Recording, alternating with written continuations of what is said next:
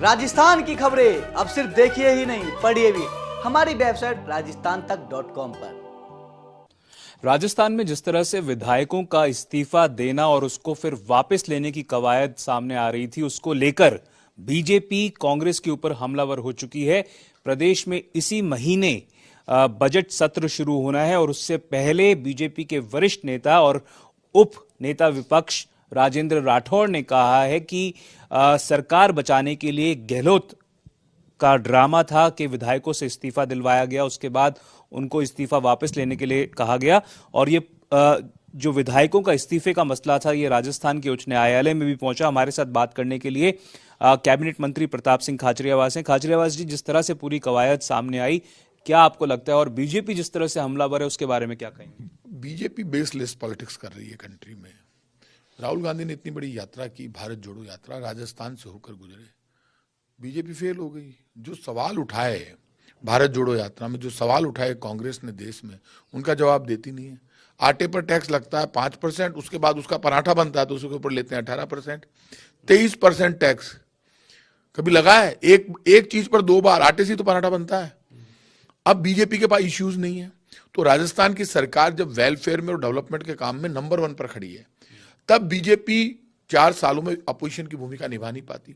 आंदोलन कोई होता नहीं है, जन आक्रोश यात्राएं इनकी फेल हो जाती है, बाई इलेक्शन ये हार जाते हैं। अभी लेटेस्ट एक बाई इलेक्शन हुआ सरदार शहर का, कि राजेंद्र राठौड़ जो बड़ी बड़ी बातें कर रहे हैं, कहां गायब हो गई? ये चुनौती दे रहे थे, चूरू आओ, ये और इनके स्टेट प्रेसिडेंट है सतीश पूनिया, छोटे मुंह बड़ी बातें कर रहे थे, अच्छा लगा, उसका उल्टा थप्पड़ मार दिया जनता ने दोनों के उठाकर। राठौड़ ने एक बात कही है सर, उन्होंने कहा कि जिस तरह से उच्च न्यायालय ने और उसमें मुख्य न्यायाधीश शामिल थे जिन्होंने याचिका को सुना, उनका कहना था कि जो उन्होंने कहा है विधानसभा के अध्यक्ष को लेकर वो अनप्रेसिडेंटेड है। उन्होंने कहा कि विधानसभा के अध्यक्ष उनके समक्ष अगर कोई मामला आता है तो इतने समय तक उसको लंबित नहीं रख सकते हैं और उन्होंने अशोक गहलोत जो कि मुख्यमंत्री है उन पर सारा षड्यंत्र को रचने का आरोप लगाया है। विधानसभा आ रही है 23 जनवरी को। विधायिका, न्यायपालिका और कार्यपालिका सब एक दूसरे का सम्मान करते हैं। ये इश्यू ही नहीं है न्यायपालिका का। कोर्ट में क्या होता है उसमें विधायिका कभी इंटरफेयर नहीं करती। तो आपको लगता है सरकार का यही स्टांस? सुन लीजिए, और जो स्टैंड मिस्टर राजेंद्र राठौड़ ने लिया, वो सदस्य कहां के? राजस्थान की विधानसभा के। वो उपनेता नाम की कोई पोस्ट नहीं है, लेकिन उपनेता बताते हैं खुद को राजस्थान विधानसभा का। हम भी मान लेते हैं, चलिए सीनियर विधायक हैं। मुझे वो ये बता दें कि ये लड़ाई तो विधानसभा में लड़ लेते हो, वो कोर्ट में गए तो मतलब वो विधायिका को नीचा दिखाने में लगे हुए हैं। खुद विधानसभा में विधायक हैं, मंत्री रहे हुए हैं, कैबिनेट मिनिस्टर, और वो कई बार लोकसभा के और कोर्टों के मामले। उन्होंने एक तरह से विधानसभा अध्यक्ष के ऊपर कटाक्ष की है और आरोप लगाया है कि वो सरकार के इशारों पर काम कर रहे हैं।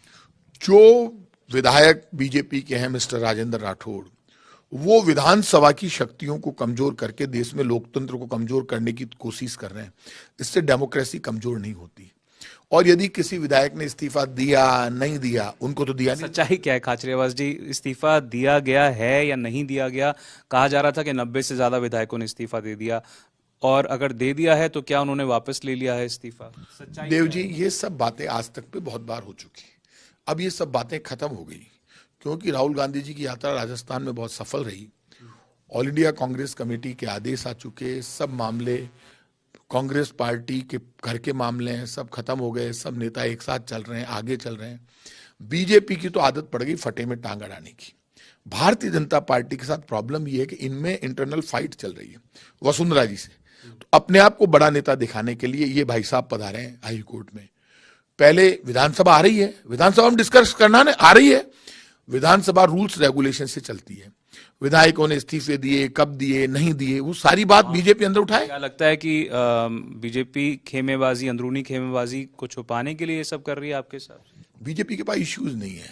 महंगाई, बेरोजगारी से पूरा देश परेशान है। 20 जनवरी को जब विधानसभा का सत्र शुरू होगा, अगर आपके हिसाब से क्या मुद्दे रहेंगे? क्योंकि ये निर्णायक साल है, चुनावी साल है, राजस्थान में बड़ा साल माना जा रहा है पूरे राजस्थान में। देव, तो आपके हिसाब से क्या मुद्दे रहेंगे जिसको लेकर सरकार, क्योंकि ये आखिरी बजट होने वाला है सरकार का, तो आपके हिसाब से क्या है? मैं पूरा बोल लूं, आपने अपनी बात कह दी।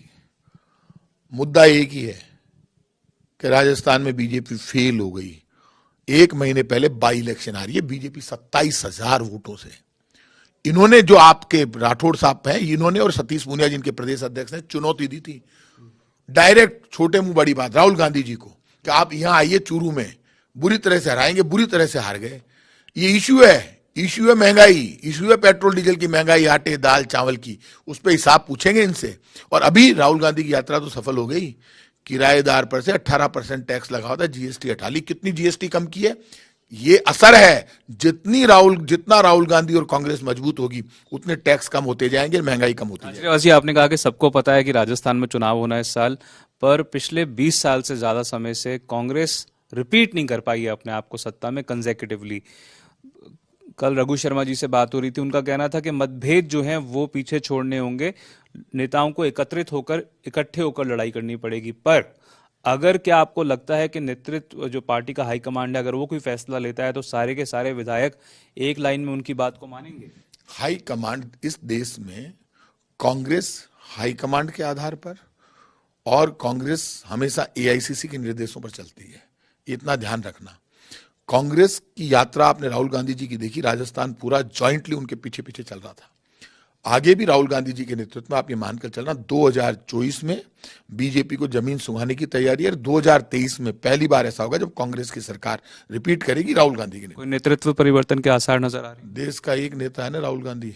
आप क्या ये बातें सब मैंने कह दिया ना, एक नेता है राहुल गांधी, बात ही खत्म हो जाती है। साफ तौर पर प्रताप सिंह खाचरियावास ये कहते हुए कि जो विधायकों का मामला है वो न्यायपालिका का ना होकर विधायिका का मामला है, और इस मामले का जो निस्तारण है वो राजस्थान की विधानसभा में होना चाहिए। ये थे प्रताप सिंह खाचरियावास, राजस्थान सरकार में मौजूदा कैबिनेट मंत्री। कैमरा पर्सन निखिल शर्मा के साथ देवंकुर वधावन,